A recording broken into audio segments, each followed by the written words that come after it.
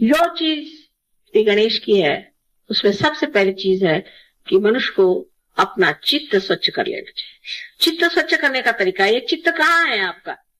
चित्त अगर परमात्मा में है तो शुद्ध है ही आप, क्योंकि चैतन्य आप में बह रहा है। पर चित्त आपका इधर उधर है तो उस चित्त का फायदा क्या? जब तक आपका चित्त शुद्ध नहीं होगा तब तक आप ज्ञान को प्राप्ति ही नहीं कर सकते, क्योंकि चित्त में ही आपका सारा चैतन्य बह रहा है। चित्त से ही आप जानते हैं। जिसका शुद्ध चित्त होता है सिर्फ विचार मात्र से कार्य हो सकता है, ध्यान देने से ही कार्य हो सकता है, और कभी कभी उसकी भी जरूरत नहीं करती।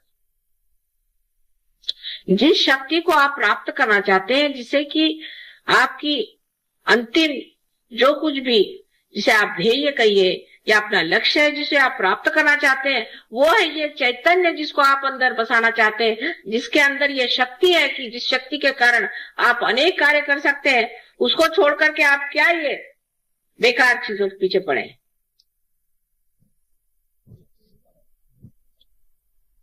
चित्त सारा इसमें रहेगा कि सहयोग में आने से हम कितने रुपए पैसे कमा सकते, नहीं तो क्या क्या चीज मार सकते हैं। उससे जरा ऊंचे उठे तो इस पे चित्त रहेगा कि हम किस तरह से अपनी बीमारी ठीक कर लें। उसके बाद और चित्त उठा तो ज्यादा से ज्यादा ये कि माँ के दर्शन होने चाहिए। अब हर जगह से, कभी औरंगाबाद से तो कभी आपके संगमनेर से तो कहीं से लोग बस आ जमते, दिल्ली से कलकत्ते से जम गए।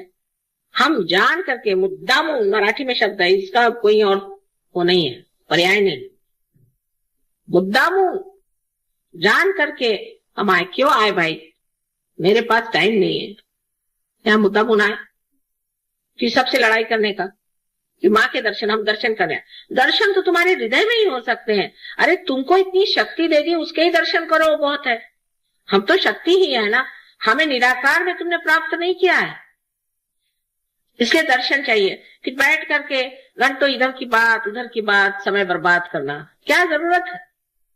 शक्ति स्वरूप होने में आप स्वयं शक्ति हो सकते, लेकिन ये रुकावटें कब जाएंगी और कब हम समझेंगे कि हम स्वयं वो शक्ति स्वरूप हो सकते हैं, और हमारे अंदर इतनी शक्तियां हैं, उसके अंदर हमें रमान होना चाहिए, जिसके कारण कुछ भी न करते हुए सारा काम हो जाए।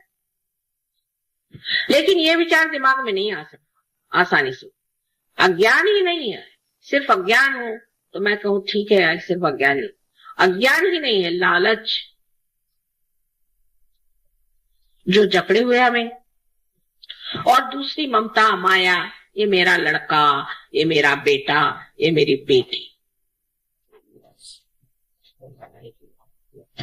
और जिस वक्त आप इसे सोचते हैं तब ये सोचना चाहिए कि हम माँ के भी तो बेटे हैं, उनकी भी तो बेटी हैं, और उनके ही हम आप बेटे हैं। सजोक्या में आने के बाद आपका जीवन बदल गया, आप दूसरे खानदान में चले गए, आपका घर बदल गया, आपका गोत्र बदल गया, आपकी जाति बदल गई, आपका धर्म बदल गया, आप पूरी तरह से बदल करके एक नए हो गए, नए मानव हो गए हैं। वो क्यों? क्योंकि आपकी माँ जो है उसने आपको जागृति दी, तो आप सब पूरी तरह से बदल गए। जैसे एक गणेश जी को बनाने से हमारे हजारों काम, करोड़ों काम हो जाते हैं, क्योंकि उनके अंदर पूर्णतया माँ पे ही श्रद्धा, माँ के ही लिए सब पूर्णतया शरणागत होने की स्थिति है। सो जब तक वो शुद्धता हमारे हृदय में नहीं आएगी, जब तक हमारे मन में हम उस शुद्धता को प्राप्त नहीं करेंगे, तब तक वो शरणागति आएगी नहीं। ये तो ऐसा ही है कि जब तक आप गंगा पर नहीं जाएंगे और उसमें गगरी नहीं डुबाएंगे, और गगरी के अंदर अगर जगह नहीं होगी तो उसमें पानी कैसे आएगा? ये सीधा हिसाब। सो जरूरी है कि हम अपने चित्त को शुद्ध करें, और चित्त को शुद्ध करके वो शुद्ध चित्त ही हम अपने माँ को दे सकते हैं। अशुद्ध चीज से तो हमें तकलीफ ही होती रहती है, और जब शुद्ध चित्त होता है तो आपको आश्चर्य होता है कि आप स्वयं ही एक पुष्प की तरह महकते रहते।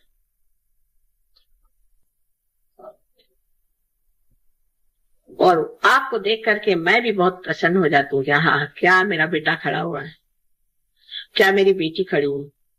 और सब चीजों से मुझे प्रसन्न नहीं होता कि आप बड़े अच्छे कपड़े पहन के मेरे सामने खड़े हो जाएं, सूट बूट पहन के या बाल कटा के मुंह में लिपस्टिक लगा के, उससे मुझे बिल्कुल प्रसन्नता नहीं थी। उल्टे मुझे लगता है ये जा रहे अब रास्ते से हट रहे।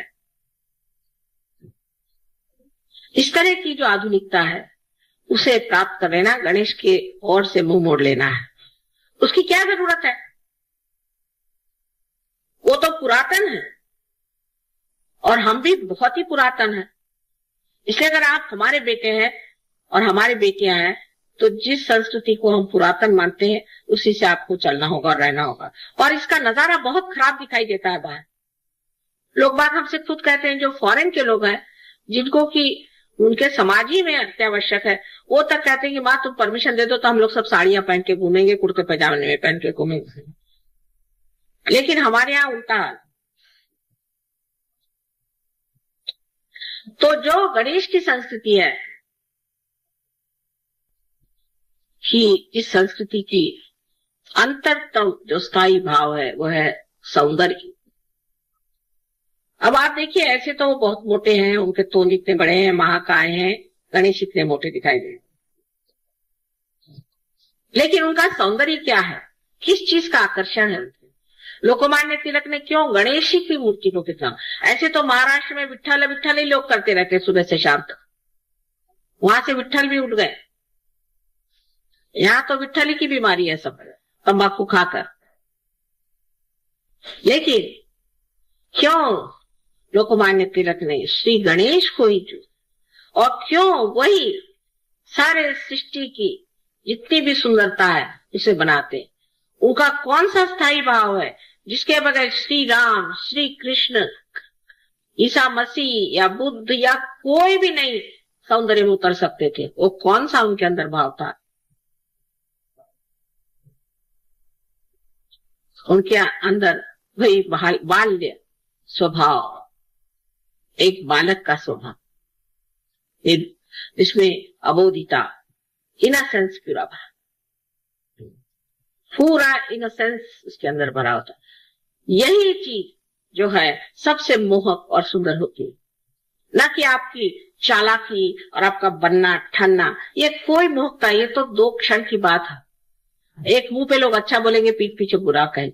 लेकिन जो अबोधिता श्री गणेश की है वही सारे सौंदर्य की सृष्टि सारे संसार में कर। तो सारे सृष्टि का जो रूप है वो श्री गणेश की कार्रवाई है।